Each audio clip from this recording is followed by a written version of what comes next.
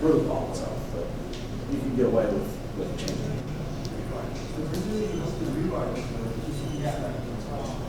Yeah, it's about 2 months. We're going to write all of them again. Do you plan to use any external arm of the TCP stack? Like there is a community called LKL. In the user space? Yep. Problem is that's GPL, so we can't use it. Oh, you cannot. Oh, okay. So actually, through these comments, I'm not sure if you're aware about UINet. LibUINet? Yes. Yeah, that was developed by Intel. Well, we're taking it to the next step. LibUINet is open source by Intel. Or it's actually not open source yet. But it's there's a LibUINet and there's a LibUINet. What's that?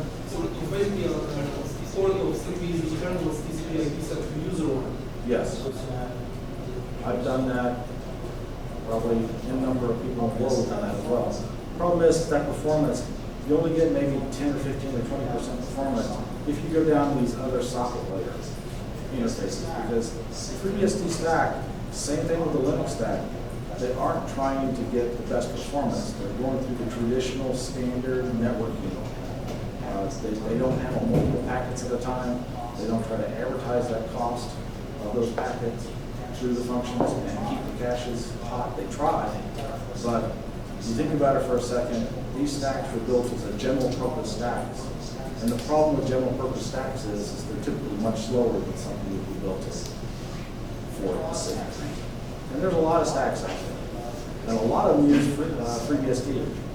Some of them have rewritten their own. C-Star wrote their own, and it's in C++. Don't know if I want to use it, but it gets good performance. LibUINet is another one. The rump kernel is another one.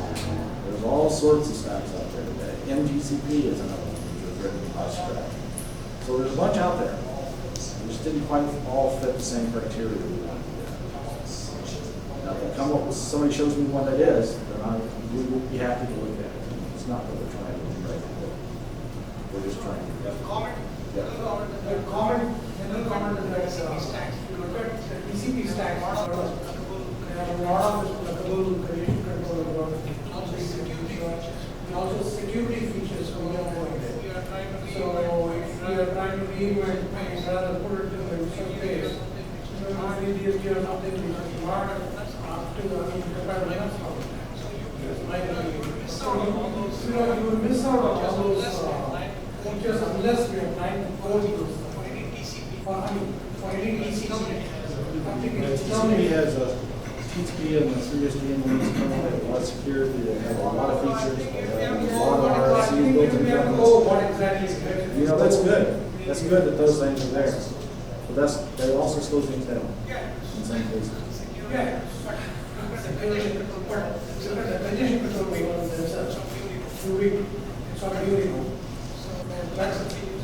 So the last is using the default. The last is monitoring the initial tago, which also is heavy, which also is probably there are so many TCP options. So user level stack, if FreeBSD is probably newer advancement of Google stuff. Yeah, I mean, I've taken FreeBSD and made it into the Linux kernel space and made it run like YAML. And it works okay. It works fine as long as you do all the right pieces. It just doesn't give you the performance.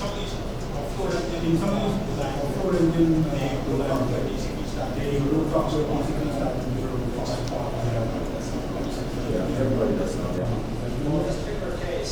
Well, in this particular case, we're hoping to make everything the same, but from a layer 2, layer 3, we're looking at EBP to provide the protocol processing. But the TCP protocol processing, that's a different story. You know, anything when they think go to the fast path.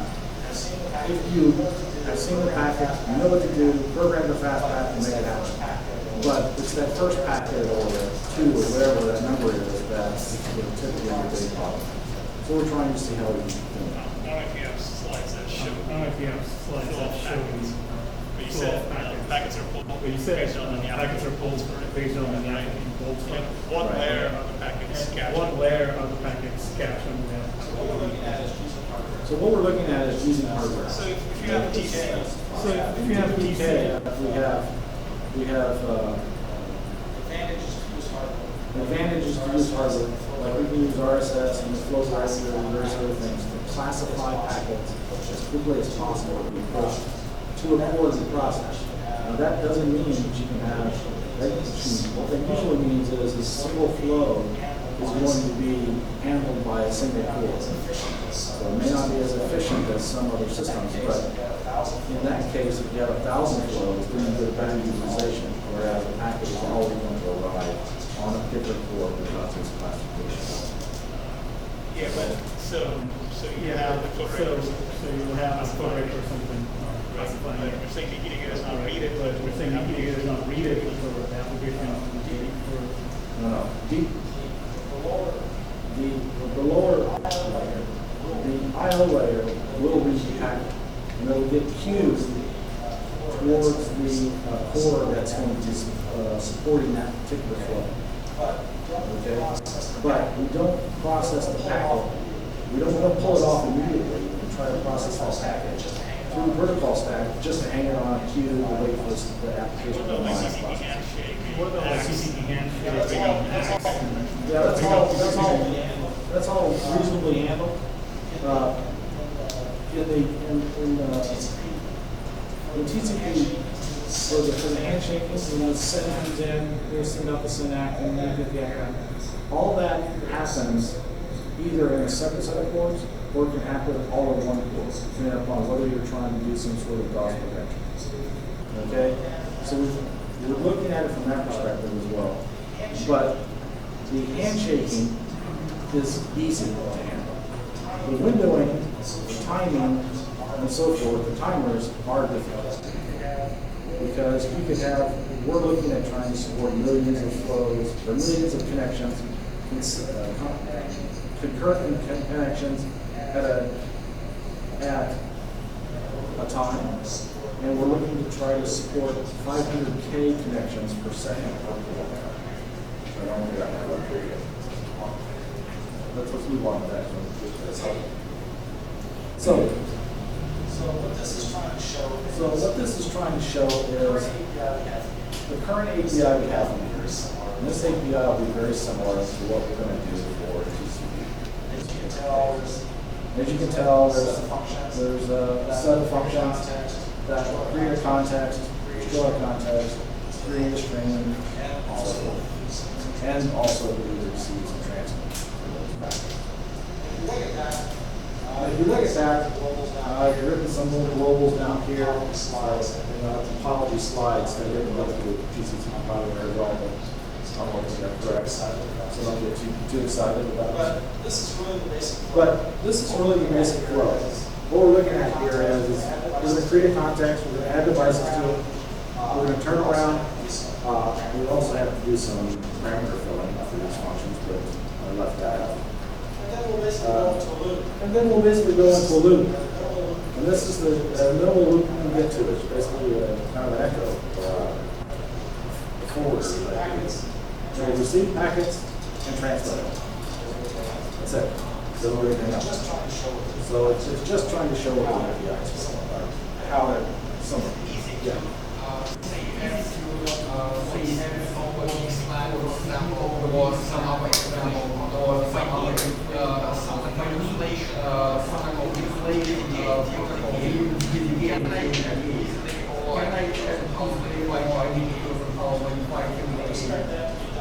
Don't expect that to be done at the all layer, where the all the encapsulations are. Probably what all you're going to see here is the raw TCP frame or data. Question. In the interest of Yes. avoiding copy, you probably keep the packet at the lowest layer, like cup. Right? Otherwise, you want to avoid copy. So the packet comes in or going out will always be stationing in or be physical memory or probably on the NIC, and just pass the point, pass the address of where you store it. Correct. Then That's what DPK was today. yeah, but well, that means that every time that say your TLDK needs to access that packet, it has to go down all the way to the next. No. Or we pass that to the application and you look at this. Then you cannot avoid copy. You're going to pass the pointer to the buffer. Then is whenever you want to get into the content of the buffer, you still have to go back to the next.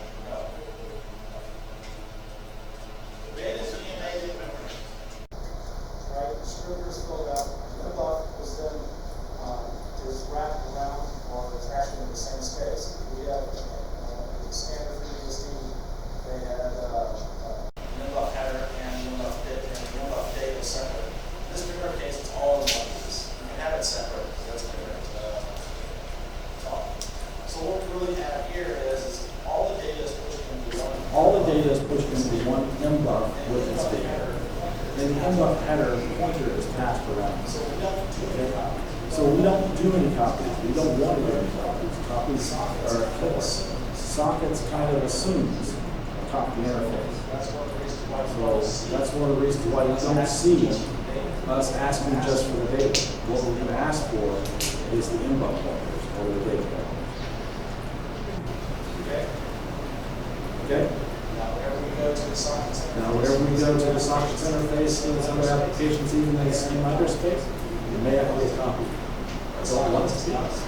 But sockets is not a zero copy interface. So this looks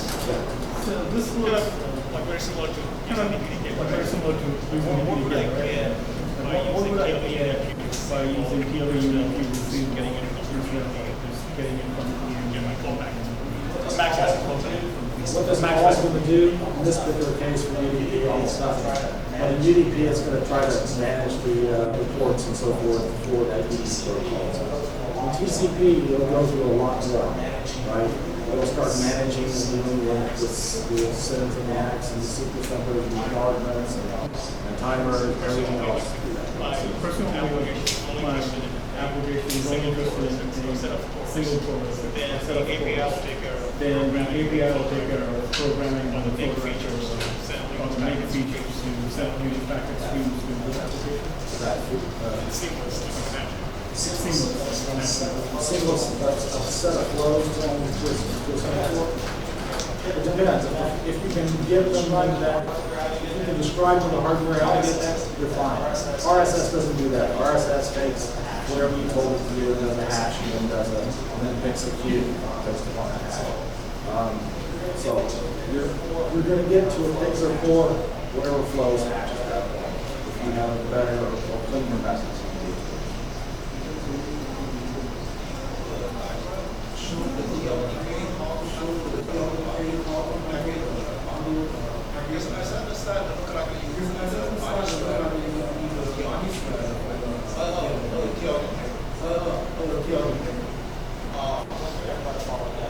Don't get that quite far yet.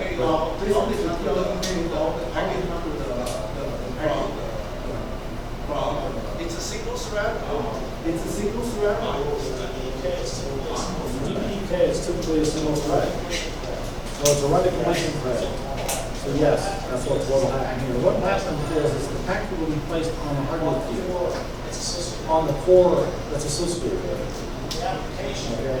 When the application, meaning a single running completion thread, does this receive call, we'll pull it off the hardware queue to be processed through the stack and delivered to the application.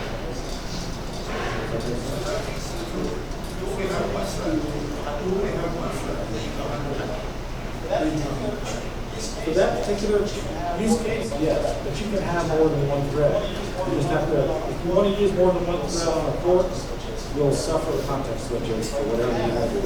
But you can have multiple threads. We're not eliminating that. DBKs, of course, not.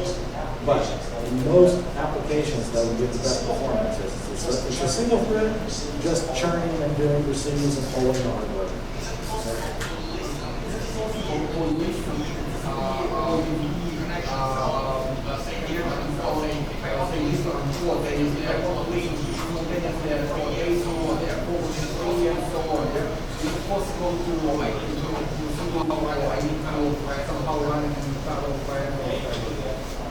Yeah, you could do that, yeah.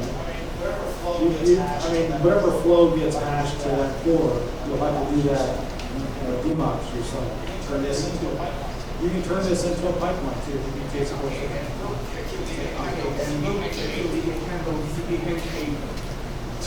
Yes. Yes, TLDK will handle the two.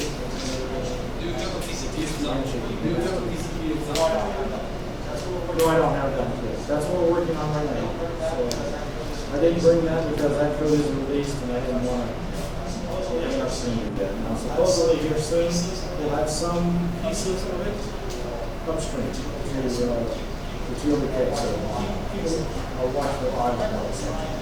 So remember, we're trying to be as fast as we can. So remember, so this is everything that you can get out of the standard network stack. 30 gig with 4 card, we should only have 4 cards, and 4 cards and where's that removed? It was a driver removed. It was a driver. I don't remember that one. I think it's still there, but I know there was back to my brain. There was a limitation on that. That is a scaling issue. I don't know if That it's is a scaling standard issue. firmware or not. I think they're trying to. There's a manual application. There's a manual application. Access to same how do you map to this? How do you map into this? Now you're getting into the philosophy as to whether or not you want this box to look like one stack or whether you want this box to look like multiple stacks. In this particular case, we'll be looking at multiple stacks. Now, we're going to have some coordination in certain places, but we don't want to share data. It's clean core, because that gives us a cache problem. So we have to try to eliminate that as much as possible. Now, remember, we were able to do that in the primary place we did. We had to do some sort of sharing was at the secondary. I'm going to have to move on. I don't have much time. You can talk to me. I just wanted to show you these numbers today. These are the numbers here. Non-optimized code. We're getting about 7 million packets per second, 64 byte frame. Okay, that's half of the 10 gigabit.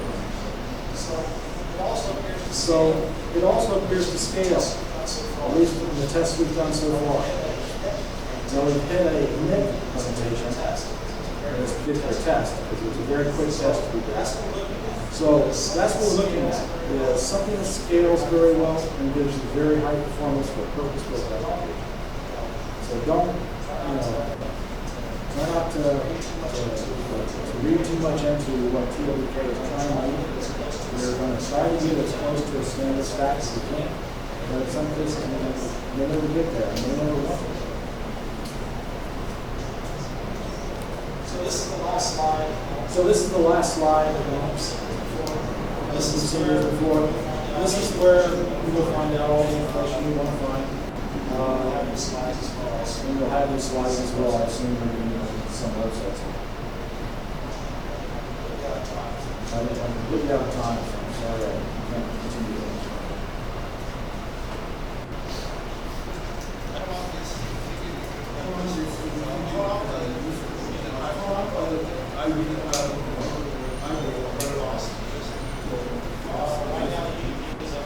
Right now the UDP is up there. So the TCP stuff is hoping by the first of next year. Okay. There's a lot of things to run through and a lot of qualifications that we have to run through with the rest of the people in the community as to what type of features we want in the stack and why we want it. Like, we want DOS protection. Well, I do. Other people say, no, we don't need that. So we're running through those. But you're working in public. We can go look at code now. Working in public. Yeah, you can look at code now. Yeah, you can look at code now. It's up on TLDK. There's no, you may have to, you don't even have to create a Linux Foundation account to pull the code. But if you want to do the commits, you have to be a Linux Foundation. All right, I'm done.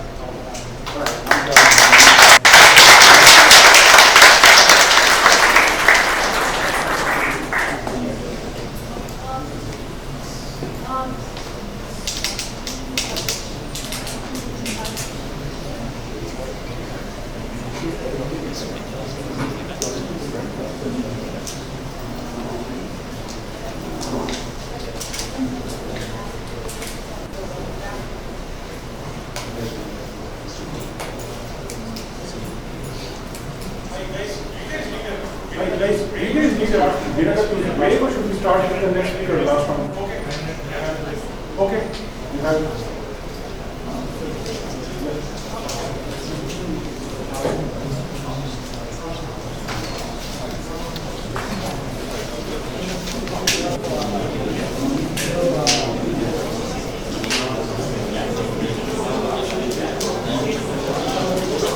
I can do it right at the next one.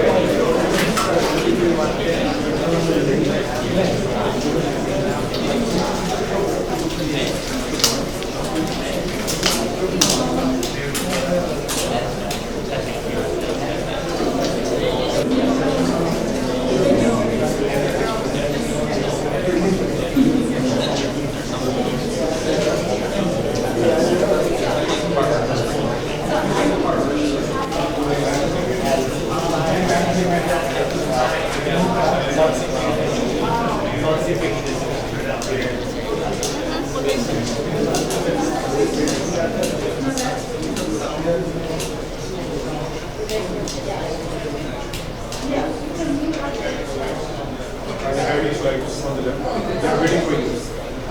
They are.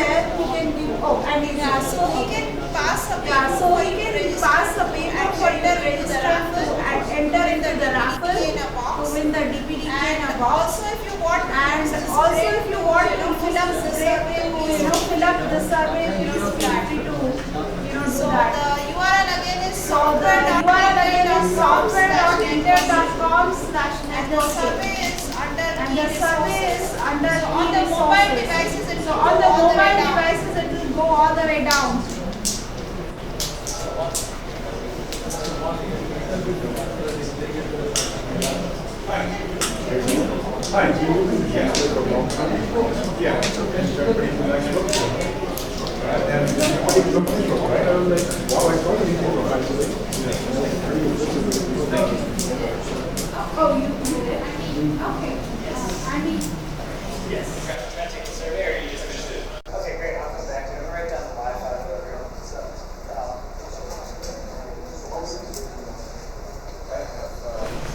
I have seven people which I'll get to.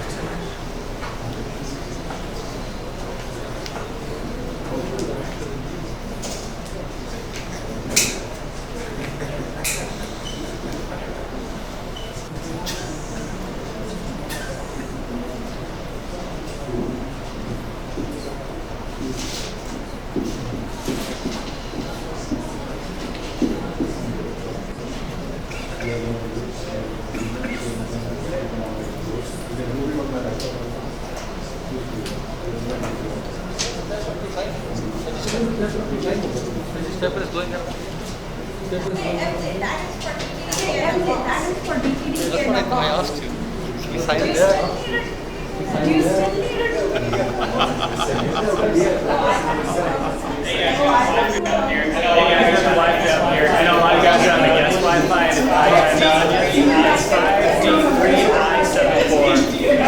And it's HD events, not HD guest.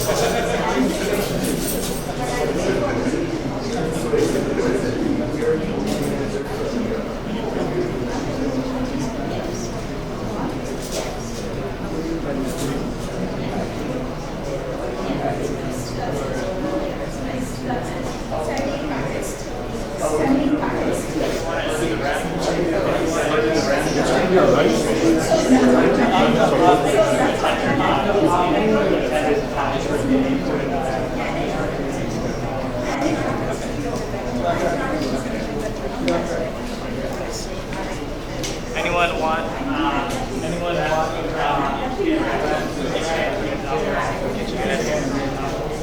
I'll try to get pens rotated. I'll try to get pens rotated.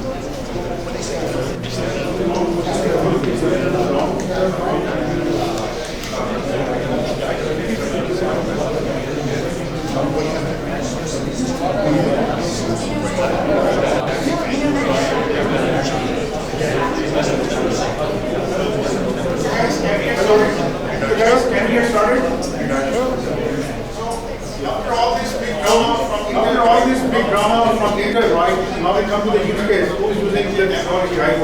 And they demonstrate, right? So we have Marisa and Dor from Citrix. Marisa is director of web management and Dor is director of software engineering. She has been evangelizing the next killer technology Citrix for the past 7 to 8 years. Right?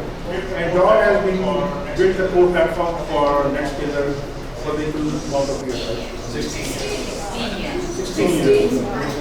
So, pretty experienced person, and he has done the best of the work, you know. And he can really tell us like where, how they are leveraging their architecture, how they are able to use for ADC. So with that, I'll give it to Marisa, and then Dor and Marisa will take care of this. Thank you. I assume everybody knows about Citrix? Okay, good. Okay, good. So Netscaler is in the ADC market. I know there's also an ADC person here. Hello, the ADC market is the application delivery controller market. We're the front of the application in the data center, doing all the load balancing, global load balancing, SSL offload, security, as well as analytics. So data goes to the Netscaler, and we pretty much make sure that it goes to the right server. Content switching, we look at the URL, if it's foo.com, where does it go, and which server it needs to be. That's really where our product is at.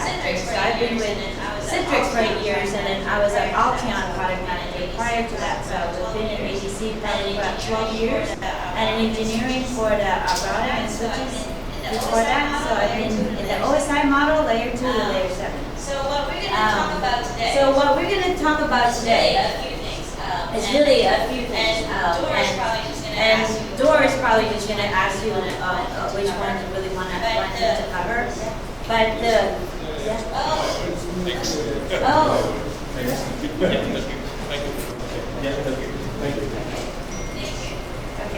so there's many things that we use with the Intel technologies on the Netscaler today. We have the Fort Hill, we're using the Niantic, we're using 10 gig, 40 gig, all of that is being used as well as the if you guys are familiar with the SRIOV, with Intel technology, SRIOV, we use that a lot. So a lot of our Intel cards, we need to make sure it can handle SRIOV because we have to do the multi-tenant on the Netscaler. So that means being able to have different VMs, virtual machines, and divide it however I want, but still completely isolated to the NIC. And in order for me to do that, we have to leverage the Intel that has this SRIOV that allows us to have that complete isolation. So we've been doing that for several years. SDX appliance, Netscaler appliance has been out in the market since 2010. So we've been using that for that long with that SRIOV and different Intel NIC cards using that. So that's really the big initial push when we first started the SDX.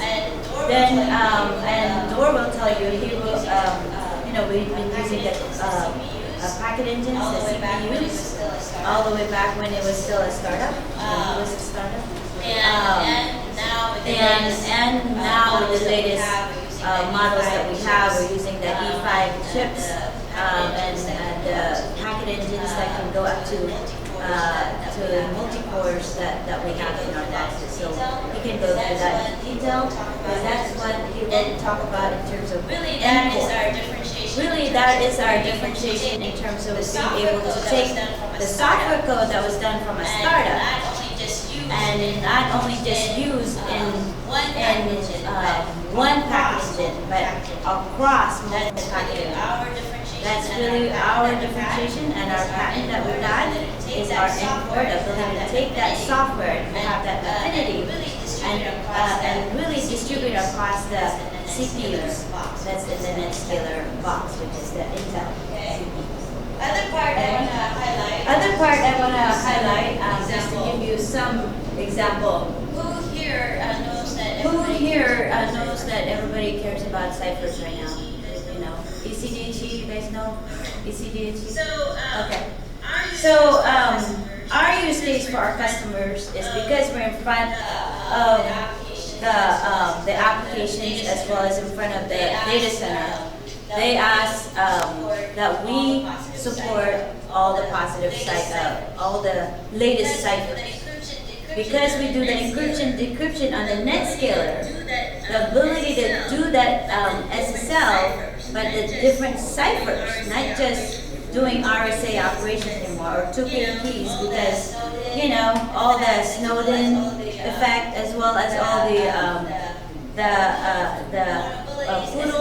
vulnerabilities, SSL v3. So everybody is now trying to get to the most safest ciphers out there, which is in this case ECDHE, elliptical curve. It is the latest that customers want us to have support and to provide the best transaction per second for ECDHE. And that is important for our customers to have the best performance in the same time having the most protective ciphers. So with this, we actually. This allows us to do it because we have a user crypto card usually on the NetScaler. What customers want to do. What the customers want to do is to be able to equip to improve that performance, even though we have we're kind of limited based on the card that's already in the box. What we've done is. So what we've done is we've used the CPUs, the packet engines of Intel, to actually leverage some of the electrical curve operations to be on the CPU versus the Cavium, the third-party crypto. So by doing that, it provides more optimization and improves our transactions per second for ECDHE. So by leveraging the latest technologies of E5 chips, of NetScaler, of the Intel, of the NetScaler, our biggest box can handle up to 800% improvement on transaction per second for because of the Intel. So that gives you some idea of how much we use the Intel in every way possible, from the CPU utilization for the electrical curve, but also for providing and making sure we can provide the best performance across all the different cores. So that's really how I want to highlight this. And then now to get into details, because it's really why we're here, is how we use that architecture with our NetScaler and with that, I'm going to give it to Dor.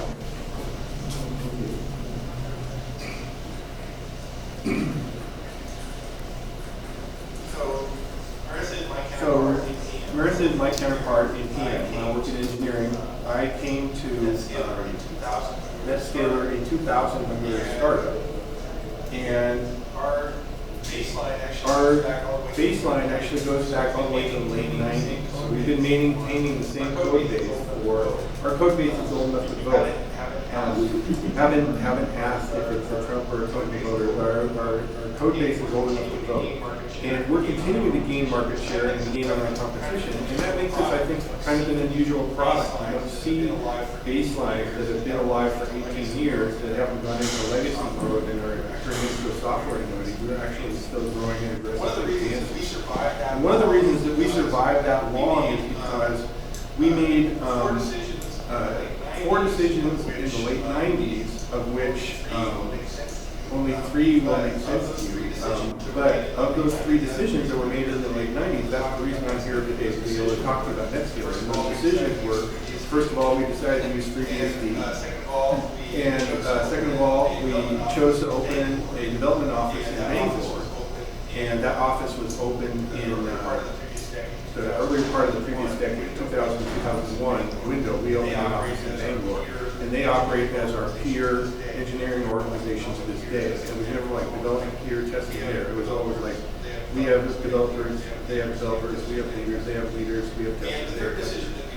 And the third decision that we made, which is why we're here to talk about it, is we decided to focus on an embedded Intel processor as our platform, our hardware platform for our software basis. And those three decisions have carried us a great distance. Our original packet engine was a monolithic, in-kernel, single-threaded packet engine, okay, inside the FreeBSD kernel. Hence the obvious choice of why would you use FreeBSD? Because people, I tell them, our baseline's on FreeBSD, and there's a certain percentage of people out there who give you this strange look. Why aren't you using Linux? And the answer is when we developed this, we were doing an internal packet engine, and we wanted to be able to protect our intellectual property. So that's why we use FreeBSD. And FreeBSD has proven robust and reliable to this day. And in fact, we've ported the operating system under the Netscaler baseline 5 times, and I've done 4 of those 5 operating system ports, because my specialty actually is the FreeBSD kernel. I'm actually not the engineering director, I'm a engineering director within a firm with our organization, and my responsibility is platforms, which means different things to different places. But specifically for Netscaler, what it means for platforms is I'm responsible for taking Marissa's designs to market, getting the software running on those systems, and I'm also responsible for the operating system, all open source packages that contribute to it, all open source security, the development environment. Our team provides the building, because we don't run the builds, but our team provides the building and basically people use. And basically, if something is messed up, I have to fix it. My team has to fix it. So we're providing an environment for other people to do. And the Netscaler essentially takes the top 6 of the 7-layer networking model, pushes it together into one small hard ball of code, which then executes really fast, which is our fundamental approach. Now, if there's some detail about what we've been doing over this time that's of interest to you, please feel free to ask a question, and I'll be happy to, steer the talk in the direction of your interest.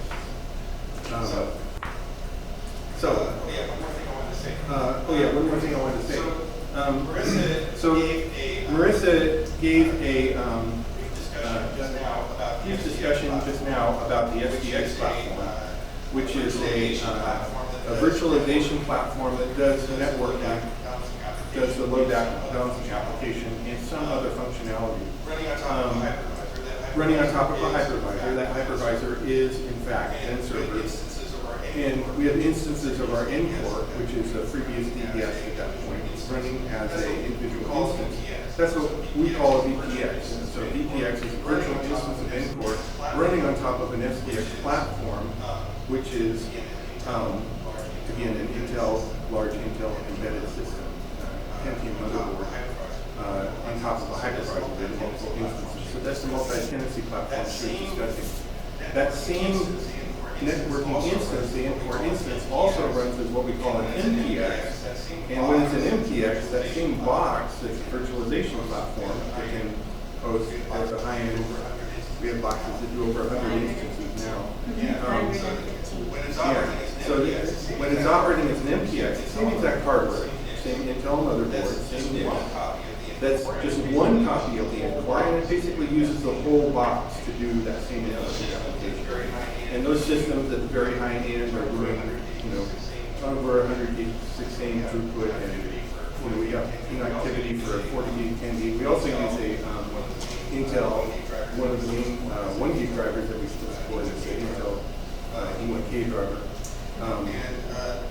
So the SDX and the MPX are 2 different ways of using the same hardware, many of the components of which are Intel technologies.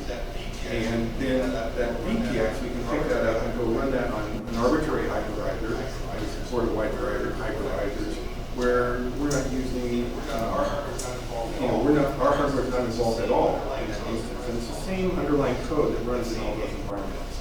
That same NCore build. So that's what those terms mean. NCore MPX is a hardware box that does load balancing for ADC and SDX virtualization platform that can do multiple instances of ADC using NCore, and the VPX, which is another NCore running on someone else's hardware. Okay.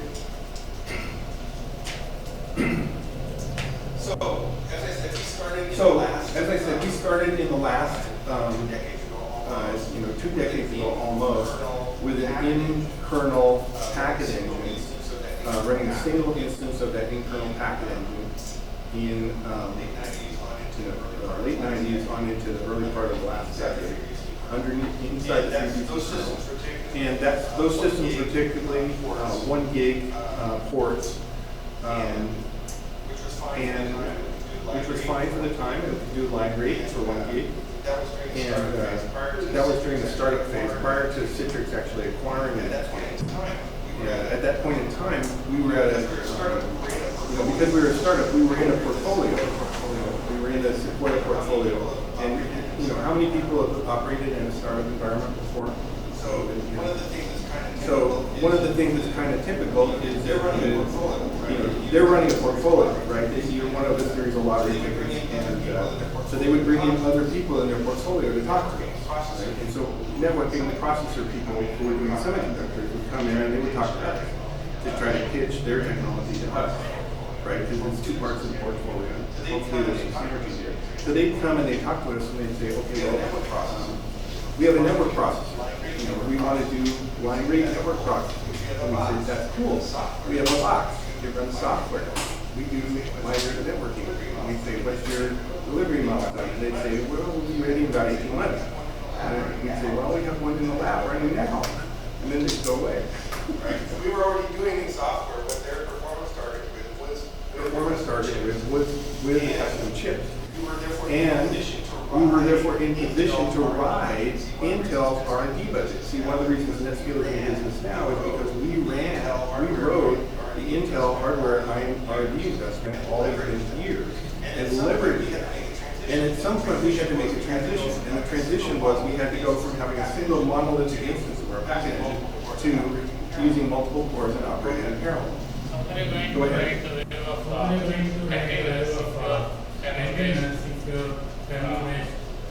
Well, so I was just about to say that. So I was just about to say that, okay, and thank you for that question. Containers, of course, takes us into the world of Linux, right?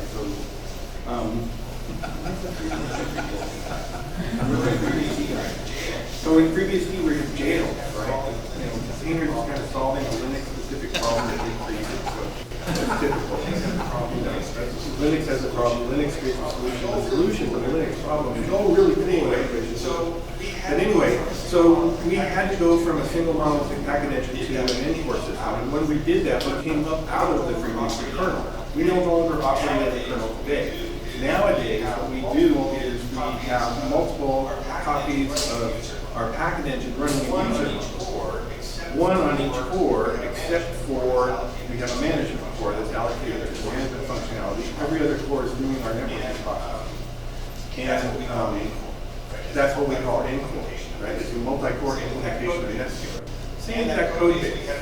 And that code base, we had to go through a transition where our legacy hardware was running a single copy in the kernel, and our new modern versions were running multiple copies of the same packet engine code in the user device. We had to build that side by side, right? And my team, we managed to run through that, including providing the operating system functionality. We transitioned from FreeBSD 4 to FreeBSD 6. Pulled the packet engine up to user mode. We built the same side by side. We had a whole series of legacies where we were running legacy classic in the kernel and user mode versions in user mode. Transitioned into the NP world, and then cut the cord after a while, and all that classic stuff is bye-bye. And now we only run the NCore. We only run the multiple processor version of our software nowadays for the systems we're selling now and the ones that are still supported. So that transition happened over a period of years, starting in the latter half of the last decade. So basically, out of this window of 18 years of Netscaler, we spent about half of it having an in-kernel implementation of the packet engine, and then spent about the other half having a multi-core implementation that we call N-core that runs like a user mode. We have user mode drivers, right? So now it looks more like the kind of implementation that most people are doing on top of Linux, but we just chose to do it on top of FreeBSD because that was our development environment, and that's what we've been running. And oh, by the way, FreeBSD has never really been a problem for us. Okay? You know, if you take a look at those two universes, Linux goes very fast, right? And Linux is actually really great for people who are in the hardware business, like Intel. Although you guys are kind of on the let's feed money side of it.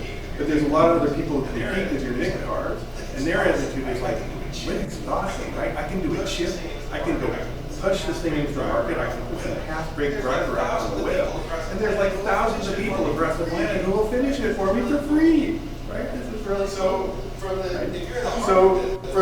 you're in the hardware business, Linux is the obvious choice, right? If you're in the software business, FreeBSD is a little more persuasive. Now, it is true that we have an adoption issue with FreeBSD, right? It's more slow moving. We especially don't get the drivers as fast. We don't get the hardware as fast. But we're not using that for the next derivation, right? We write our own optimized NIC drivers, which handle packets in parallel across all the systems. All of our NIC drivers are highly optimized. So really, the reference drivers that exist out there in the world for us they're merely reference drivers. They're just drivers to get our stuff going because our NICs drivers are all highly proprietary. So the barrier of entry of new hardware is not been an issue for us. FreeBSD, we use the file system. That's all we know. We have no customization in our file system because the way our system works, file system interactions are not a significant part of our workload. And it's fine. You know, it's all very reliable. FreeBSD offers us a robust Unix environment and has been able to meet our needs. Your question back to your first. So we are the first in the ADC market that provided the CPX, this container. So we just talked about the MPX, a hardware that is just an appliance with one native software. Then we had the SDX that is multi-tenant appliance.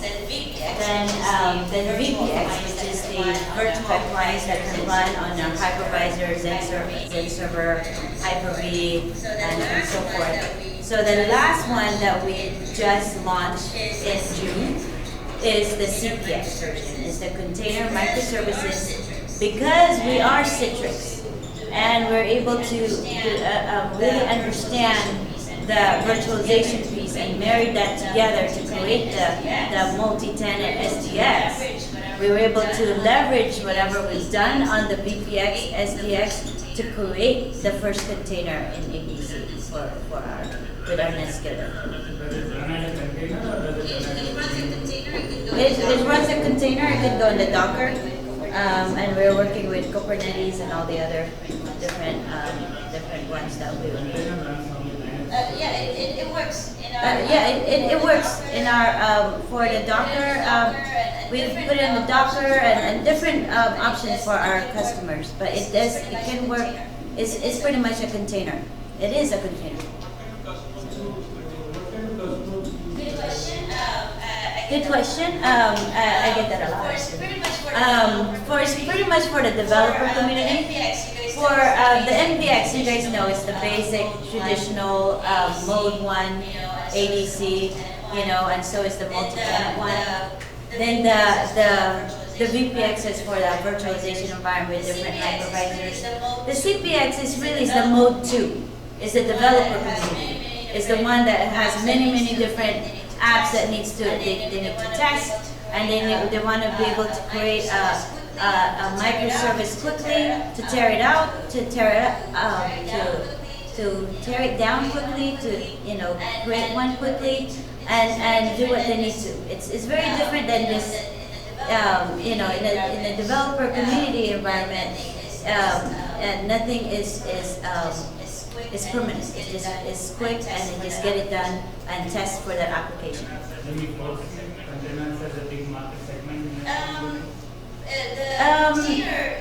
The container is mode 2, according to Gartner. If you guys haven't seen the Gartner MQ, we are in the upper right-hand corner as in terms of vision because of this market, the mode 2 market.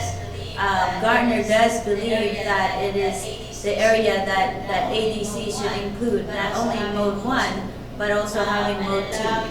And allowing that because there will be more of customers that will have both the mode 1 and mode 2 environment. And so that is why we are now the leader in that magic quadrant in terms of our vision.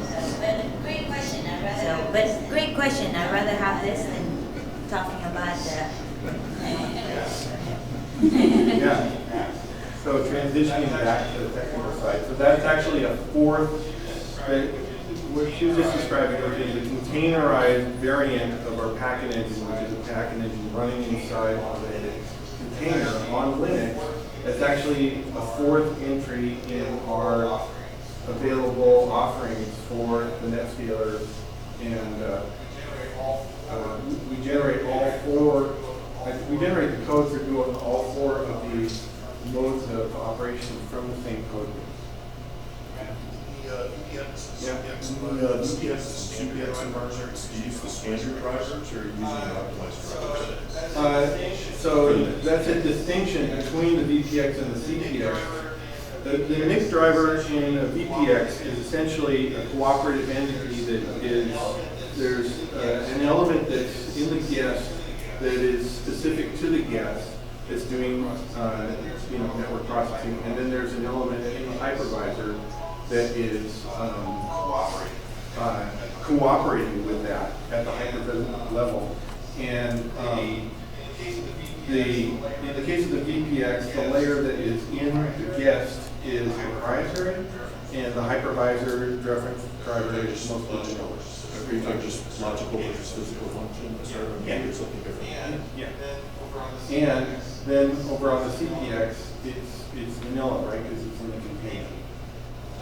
Thank you. Okay, so let's see. So we made the leap forward. We transitioned to take leverage the multiprocessor. Core 0 runs all the management operations.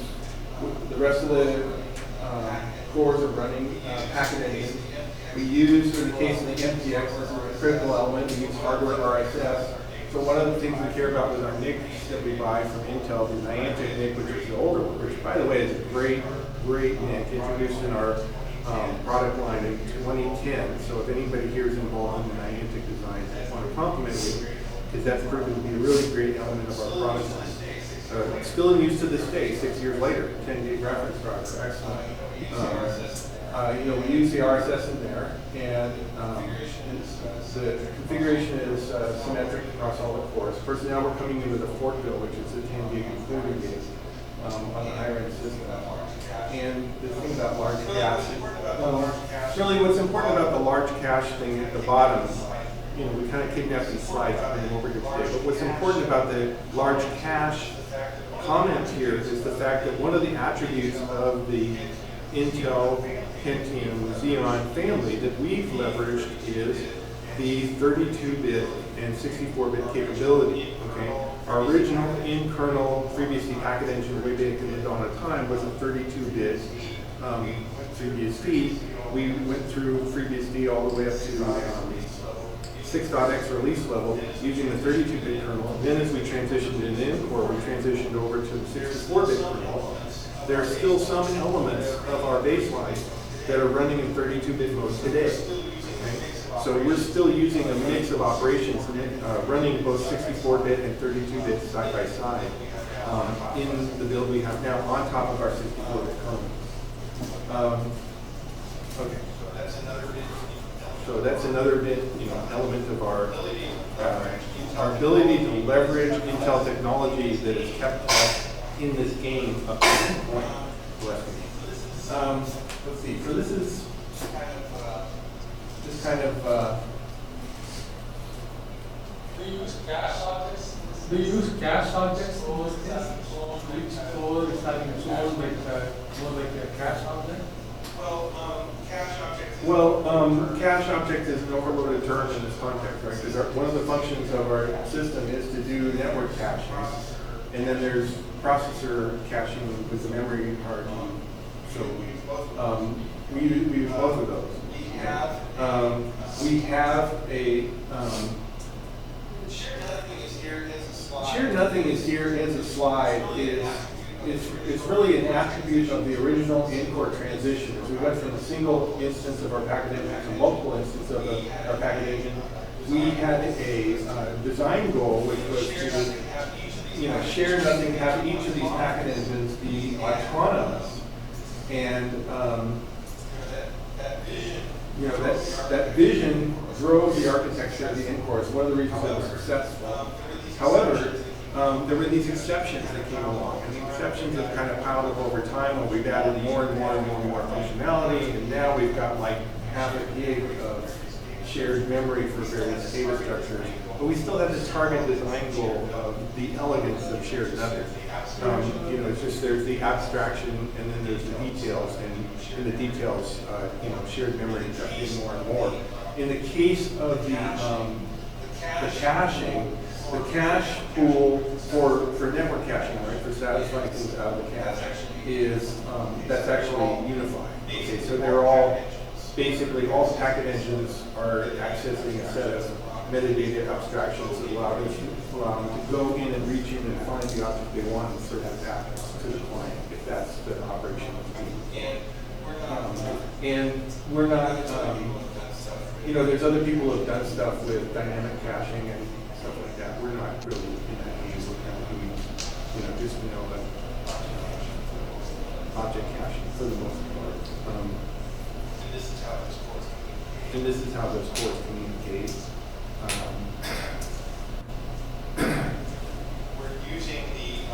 We're using the RSS capability of the next dimension to do it all. It's very important to do packet steering.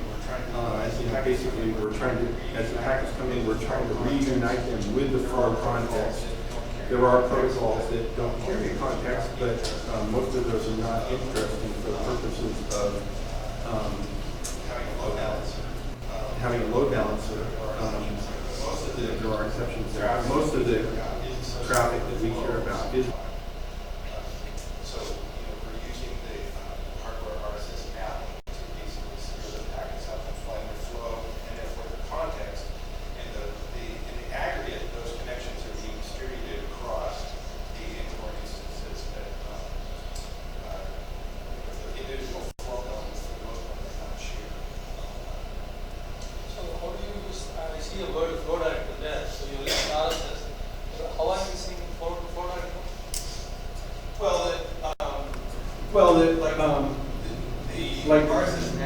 The RSS mapping is going to be based on the incoupling, right, which is basically reflecting. You are not referring to the flow director in the end.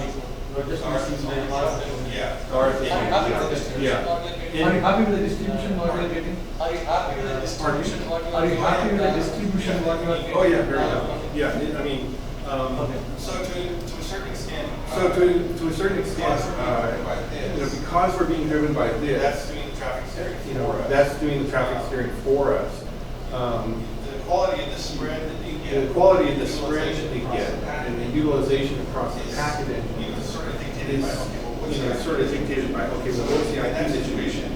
So in that situation, what you can do in the lab is actually typically worse than real data. Because when real data, you're facing the internet, you're getting IPs from all over the world, and so you get an actual spread, right? But if you're in the lab, then you got to make sure that your test equipment is just clustering everything and running it all through one packet engine, and then you get 80% CPU in one and 5 on the other, and stuff like that. And in general, with the exception of the crypto operations, we have never leveraged what most people regard as the advanced features of the crypto implementation. We just want the packet as fast as possible. Just give us the packet, put it where we told you. More simple, you keep the most Yeah. So that offload functionality of enriching the NICs and pulling stuff off the CPU, we don't leverage. Sometimes the babysitting cost will be more than. also, Well, and also, basically, We have this code base. again, we have this code base and we have this vision for running the same code base on all these different operations. So if we have like somebody does something fancy on some NIC, right, and now we're talking about feeding into the packet engine, and we got to deal with, box-specific behaviors, and it's not worth it.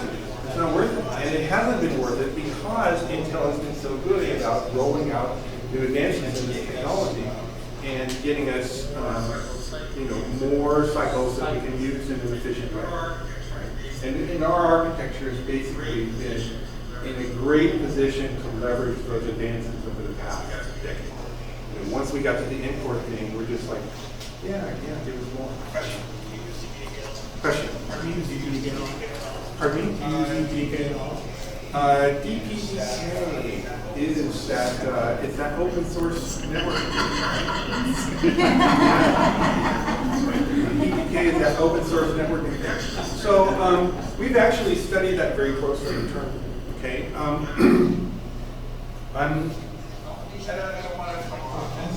don't want to come off as like, but our packet engine is faster than this. Okay, and there's reasons why that's true. Okay, we're going all the way down to the hardware, and DPDK is not, right? They're cutting it off at a certain level and working with stuff. And let me get this right. Okay, the DPDK is actually stopping at the TCP layer, and above that you have to write your own stack. Right? That's the combination. Right? So our packet engine is going all the way up to layer 4, 5, 6, 7 in an optimized manner, as opposed to like having a handoff between two. Right? And everything in our stuff is all zero copy. We have guys. There's a friend of mine. He's almost as old as me. Okay, and he's like a Rembrandt. Okay? He sits there and he looks at our code and he's like, And there's another question. and there's another brush set. And every time he does that, he's like pulled 1 or 2 cycles out of the middle of the package. And other people who don't understand that kind of optimization are like dumping in problems by adding features, and then he's coming in and scraping out extra instructions one by one, and he's been doing this for 10 years. Right?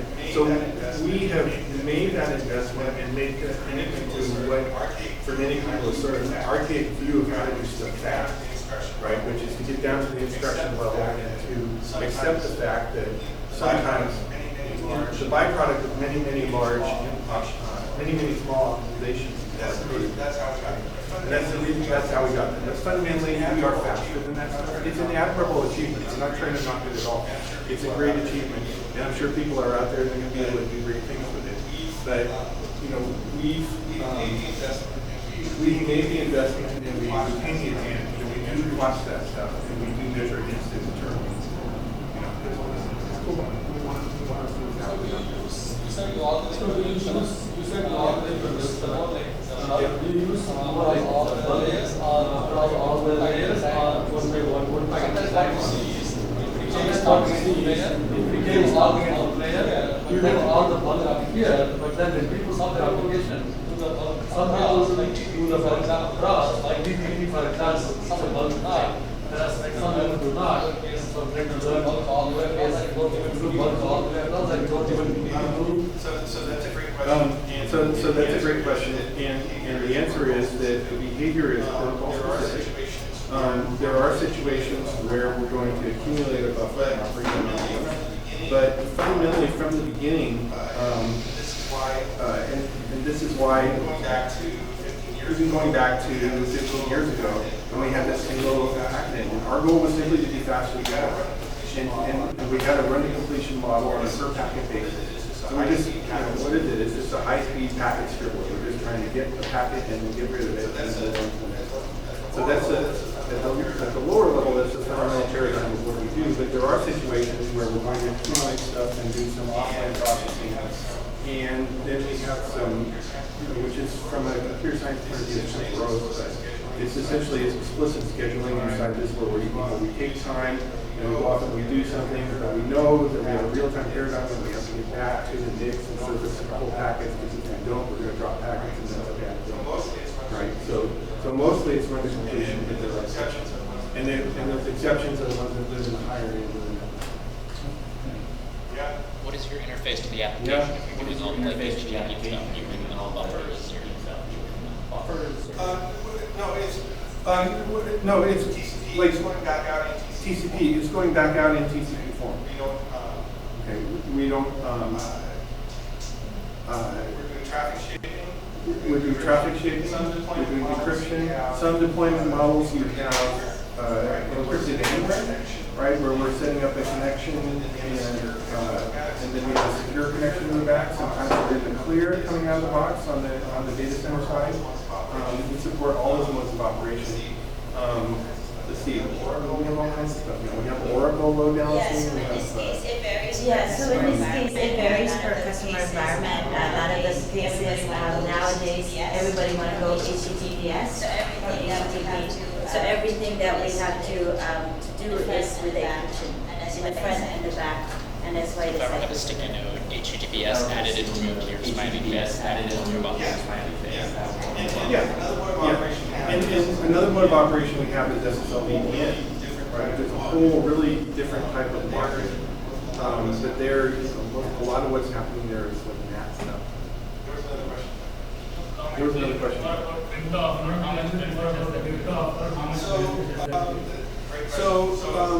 Great question. So you look at the whole history of our product, all the way back. We introduced compression in 2001. We have never had a compression chip in our box.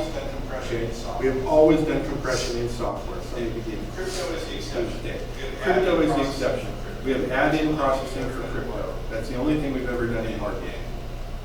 And even that advantage is starting to erode in places. That was Marissa was alluding to in the front half of this talk, where the crypto people are not keeping up with the CPU, right? But it's always been so expensive that that's been. But our fundamental paradigm has been software, right? I mean, so. Yeah, basically, you know, hardware business is Intel's business, software business is Intel's business. Our goal is to let other people build chips. Because building chips is really hard and expensive. And I admire the people who do it successfully because it's really easy to have bad things happen when you start to develop chips. And you know, it's a great way to flush a whole bunch of money. And unlike Intel, you know, we don't print money in the basement. We have to be lean and hungry. If it seems like the only thing you're relying on hardware for is to execute simple instructions very fast, then why are you on a system rather than So that's another great question. So that's another great question. So, excuse me for drifting into the world of aesthetics for a moment. But I've worked on different kinds of processors all the way back to the 80s. I'm a really old person. And in the context of Silicon Valley, I should have already died off with us. But, you know, I've seen all kinds of different chips. And the Pentium is really great. Okay, the Pentium, in fact, I would say, especially with this audience, there should be no risk of disagreement. The Pentium is the most successful semiconductor design in the history of the world. But it's not the most It's not the most delicate. It's not the most attractive. I think if I had to pick a CPU solely on aesthetics, I would take the MIPS. Right? I think the MIPS is awesome, and the risk. You know, and then we have stuff like the PowerPC. I mean, you know, back in the day, you guys had a competitor like Motorola. Right? He was actually doing. People were using Motorola computers. There's 60,000 boxes. Right? PowerPC was kind of a risk by community. But if you look at the history, every single system house is standardized on a Motorola processor either went out of business or also almost went out of business, or they invented their own chip and got away from Motorola. And the reason that's true is because the Motorola people are hardware fun house. They just do hardware because it's fun. And whereas Intel, they said, look, if the software breaks, it's your fault. The software has to keep working. The software has to keep working. So you guys have done all this other stuff for all these years, and you guys took over the world. And everybody loves, you know, I was remember that. How many people here remember the i860? Yeah. i860, yeah. So like the i860 obliterated the supercomputer market. Everybody was doing supercomputers. Yeah. And everybody said, I said, well, we'll start building our supercomputers out of these because they're so much better. And then what did Intel do? It said, there's not enough money here. We're turning these off. Right? It's like, destroy this whole industry. And they standardized get backs on it. Now we're getting super deep. Now we have data centers full of x86. Now we have data centers full of x86. Question? Let's move the microservices and scale of architectures and scale of architecture components to clusters. North and south and east. That north and south and east and west, help me actually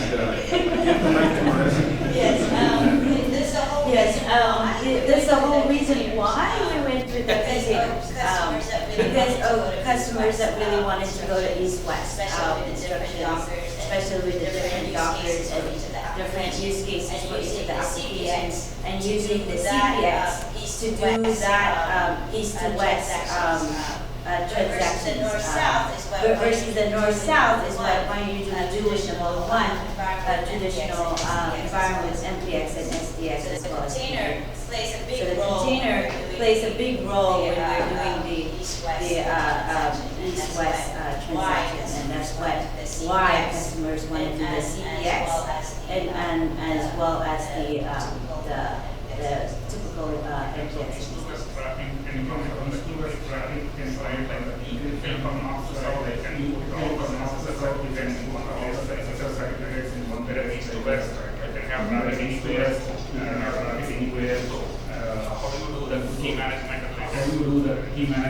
So that one definitely varies. So that one definitely varies for each of the customer environment. There's some cases that want to make sure that the whole setup is contained so that it's not an issue in terms of security. But there are some cases where you probably have to maintain some encryption, decryption in those cases. So we've seen both of the environments for our customer base that want to be able to do the encryption, decryption. But there's some, because it's just a developer environment, they don't really care. Because it's just a little minion, that you can just take out and put one in. Good question though. Good question though. Time's up. All right. Time's up. All right. Thank you.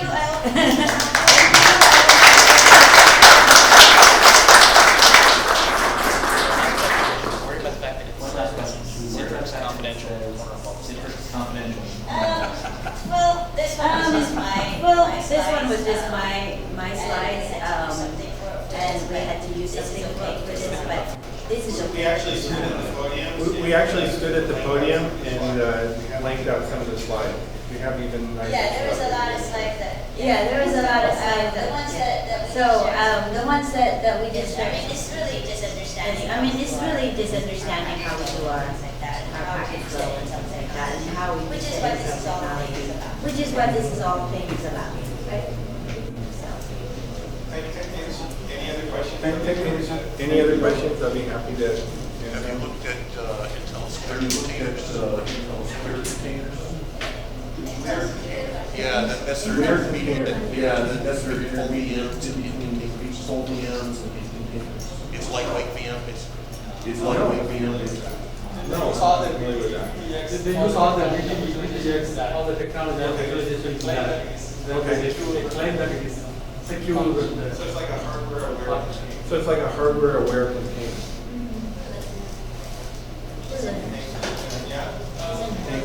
Yeah.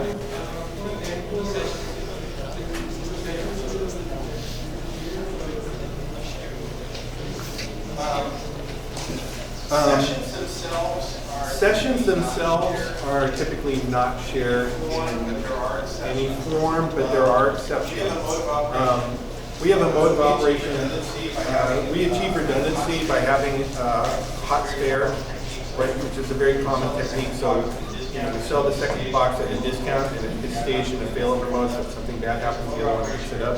And there's a mode of operation where we can actually share live sessions onto the secondary. There's a performance price to do that, right? Because you have to feed data over to your secondary and keep going. Within the box, for the most part, that's not necessary.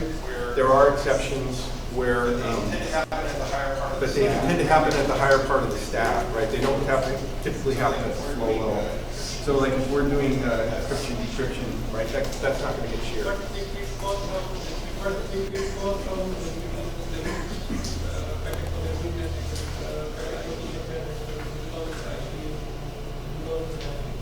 Well, we can be in a situation where the Well, hardware. we can be in a situation where the hardware RSS choice that occurs at the NIC is not actually correct. That's absolutely something that can happen, and our code is set up to deal with that. And that's a scenario where you can wind up with a data copy because you basically, packet engine 9 gets a packet that really belongs to packet engine 6, and then that has to be fed through. It's passed by reference, but it's still more expensive than having it correct when it comes out of the NIC. But it does happen. And we can account for it. Where's the topic now? Where's the topic now? Crypto. Crypto part. Third part. Offload engine versus software. Offload engine. Yeah, software was faster. Yeah. Well, Did I get that right? Well, basically, the industry's going through a transition. the industry's going through a transition now to where, there were a set of ciphers that basically lasted for a really long time, many years. And they're no longer considered adequate or secure. And so this is the problem of hardware. And this is the problem of hardware, right? The problem of hardware is that previous generations of those crypto chips were designed for the way the market was 4 or 5 years ago. And now we're going to a new set of ciphers, and their compute requirements are different, and the hardware is not well adapted for that. And as a result, we have a temporary phenomenon where going into the CPU and doing more of the crypto in the CPU and less on the hardware actually has the advantage right now. And our code environment is ready to take advantage of this. Now, if somebody comes along, if those non-Intel crypto hardware vendors want to stay in that line of work, they're going to have to make up that deficiency and follow the market into the crypto world. And they're in the process of doing that. But in the meantime, we're not bound by the restrictions of the hardware we've been using because we can go back onto the CPU and get more cycles for what we have to do. Is there a reason you didn't use the crypto engine? Is there a reason you didn't pick Pardon? for the crypto engine? Is there a reason you didn't pick control for the crypto engine? Who said we didn't? So, yeah, it all just varies. So, yeah, it all just varies on the customer environment use case of which one we use, but we are leveraging a lot more on the Intel CPUs than anything else. Because this definitely is something we've looked at, but we're not isolating one or the other. It's just what makes sense for my customers for the low end, mid range, and the high end of the market. So I look at all various ones. So you say some instances, is that what you're saying? You use We've looked at the various ones. We've looked at the various ones. We haven't decided which way to go in regards to some of the new ones. I do care more about the ciphers themselves and how much more transaction per second I would get one way or the other, whether it was the Intel or some other third party. So I looked at that performance and the future. You have to worry about, Poly, Cha-Cha, and all those other ones that are coming out. And I want to make sure that those are supported in the next, crypto part. So that is what I worry about.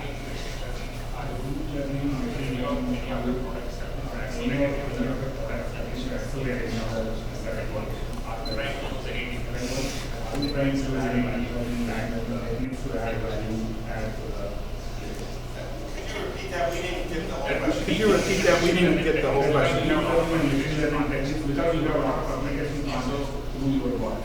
Yeah. So you could add some deep learning and some awareness to whatever some value add or whatever. Do you have anything about that? Do you have anything about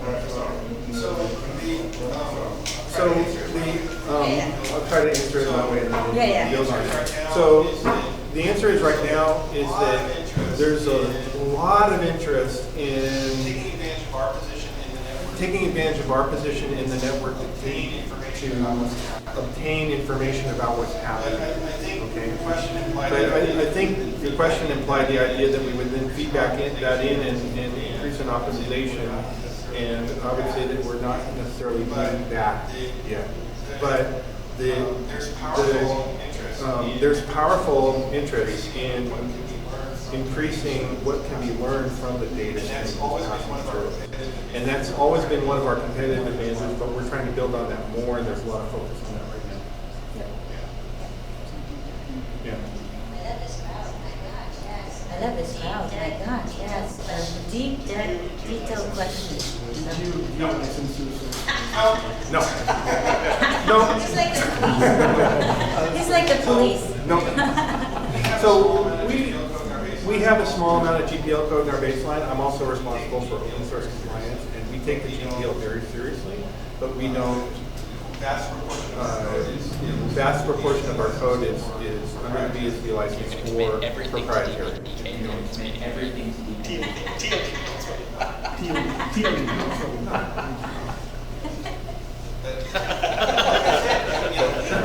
Like I said, we admire the achievement, and we keep a close eye. We're the beneficiary of the work that's going on there, intellectual beneficiary. Anybody who's working on that, we acknowledge the achievement you have. But Do you have examples? Oh yeah, actually, if you search closely. oh yeah, actually, if you search closely on my name, if you put in the string Dora Clark, Santa Clara University FreeBSD, I taught Unix kernel internals in the early bird program in Santa Clara for 10 years. And the class I taught was week one, I would lecture and I would install FreeBSD from media on a laptop on the wall so you can see it. Week 2, I would show them how to build a kernel. Week 3, we'd do a code walk through a statistical system called date. And I spent the rest of the quarter doing code walks and experiments with the FreeBSD kernel. And the quarter project was the students were required to go out to the FreeBSD bug database and pick a bug and fix it. So, and my students are in the source history. My name and my students are also in the name of the source history up at freebsd.org. Not a vast amount of work, but we're in there. And that class was a blast. It was so much fun. About half of my students were able to post solutions. I had one student who got the fix, but he was beaten to it, and they fixed the bug. I still gave him credit for it. I had a lot of students who couldn't get to a fix, but got graded on effort. Other people got the fixes. Some of them got checked into their source control history. In some cases, we would post a fix and it would stimulate the attention of whoever code territory that was, and cause them to accelerate their fix because they didn't want to see our fix go in. They wanted to do it their own way. So that was like a byproduct catalyst. But we had a great time in that class. And some of the fixes came out of NetScaler itself, in addition to my students. So we have given back to the FreeBSD community. Mostly we've been beneficiaries. One of the reasons that our work has not been in NetScaler itself is because I always chose a mature FreeBSD variant as I would port forward, right? These different OS portings I did. We went from 2.2.8 to 4.4 to 4.9 to 6.3, and now we're on 8.4. And I would always pick something mature, and as a result, we've had very, very few FreeBSD bugs in our code base that affected our functionality. Very, very few. Usually no more than 1 or 2 reproducible problems with an entire OS. Because it was that solid. And also our functional footprint doesn't cover the whole thing. We're not using NFS, we're using limited parts of the process from our code bases. And we have a lot of custom code. 99.9999% of the problems are things that we put in there ourselves. And when the kernel falls over, it's typically because we put in a customization and it's our fault. And that's why I've been very jealous and protective of the FreeBSD kernel. Because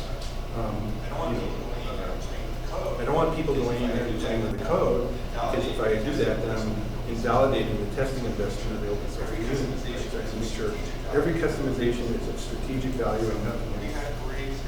So we've had a great experience because it was always so solid when it came to us. We're not in a mode where we're wandering through a forest of bugs. We'll give you code back because we're hoping to get to something solid. We usually start with something solid. He was a professor when I was in computer design and master's at Santa Clara. We worked together for years. She didn't take my class.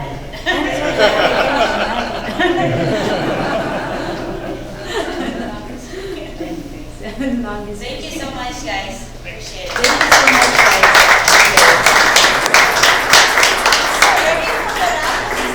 Ready for the raffles? Alright, it's gotta be someone who's here, so. Alrighty, it's gotta be someone who's here, so.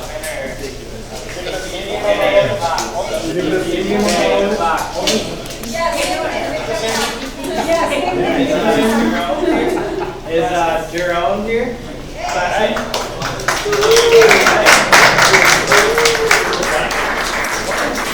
You wanna get a picture of you out there? Thank you.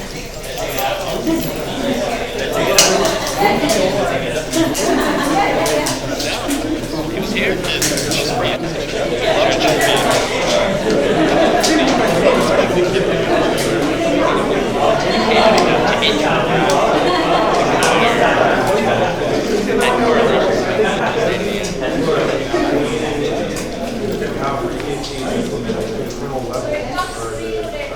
So it comes preloaded with everything. Ready yet?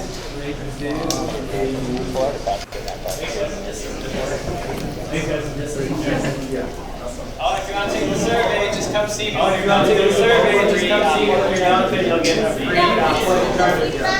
Yeah, please put the feedback for the meetup. We have portable charges to give. We have portable charges to give for the